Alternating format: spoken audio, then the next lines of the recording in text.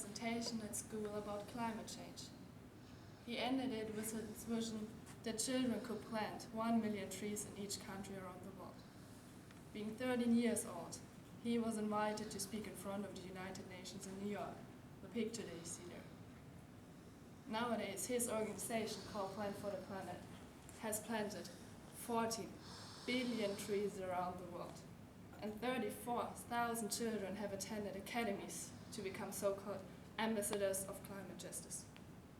Welcome, students of St. Edward's, to this conference about climate change.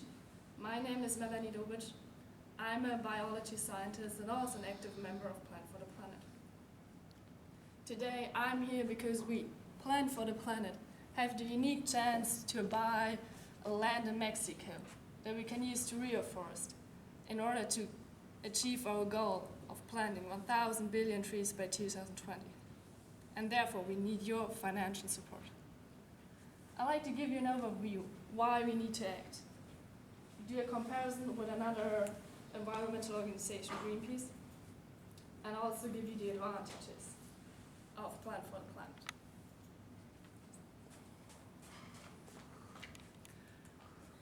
So, a study of Yale University has shown that 9.5 billion trees are cut each year. But also, since humans have first started to transform our landscape, almost half of our forests have gone. But 70% of all land animals and plants live in the forests, according to National Geographic. So if we destroy their homes, they probably cannot survive. All rainforests could be completely extinct in 100 years at the current rate of deforestation, according to National Geographic. So you see, there's an absolutely need to deal with this massive loss of trees. And there are mainly two solutions. One, stop deforestation, or two, plant a new tree for each tree that is cut. And I'd like to show you two organizations, Plant for the Planet and Greenpeace, that both use or both want to protect the environment and both operate worldwide.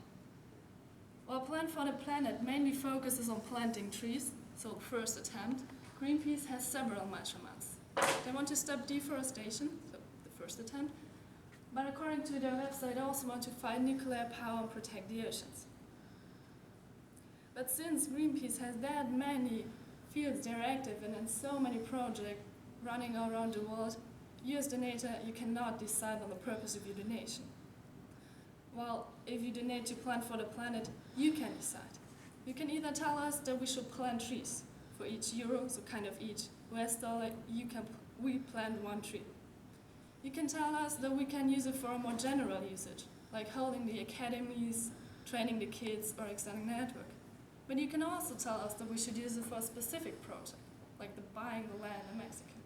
Or you can even split the amount. So you as a donator decide on what happens with your money. Furthermore, since it is an organization run by children, your donation helps that these children get engaged, to become active citizens, and to fight for their interests. So to conclude this comparison, both organizations try to protect the environment. But I want to encourage you to support Plant for the Planet, the organization that is run by children who want to plant trees in order to mitigate climate change and offset CO2 emissions.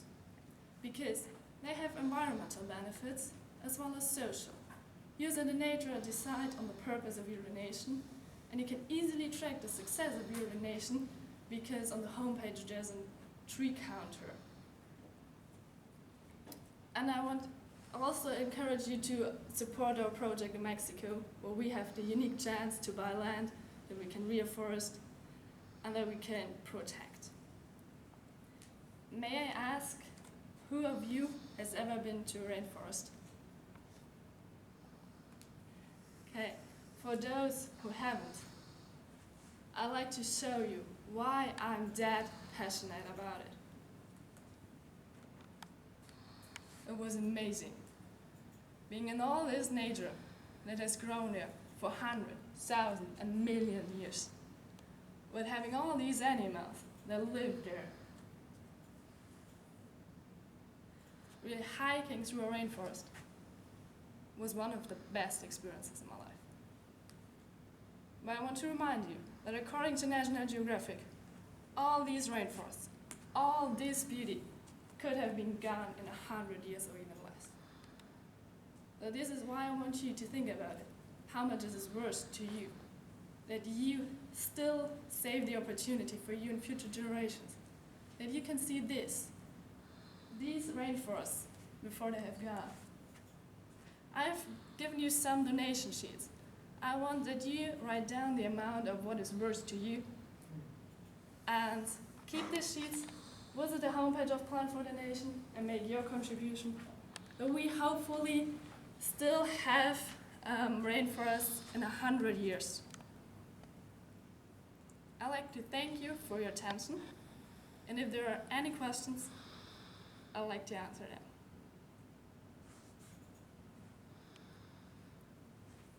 I'm just curious, do you guys do planting in more than just the rainforest? I mean, is it also in other forests around the world? It is kind of, but this is also a question that's often asked by children, why we're not planting, like, it's an organization that is from Germany, why we're not planting there, but it's kind of right in front of the door. But they're saying that it's a global problem, and we have to see globally, and since in the more developed countries forests are quite good protected, they are focusing on the rainforest, kind of this. Perhaps you've heard of Indonesia. There are rainforests burning for a month or so, and it's still going on because they don't have any regulations. It's not illegal to burn the land, and people are burning land just because get rid of the trees that they can't plant palm oil, because in all our products is palm oil, and the demand is so huge that they just burn all the rainforests. And this is why we try to get into these areas, because these need more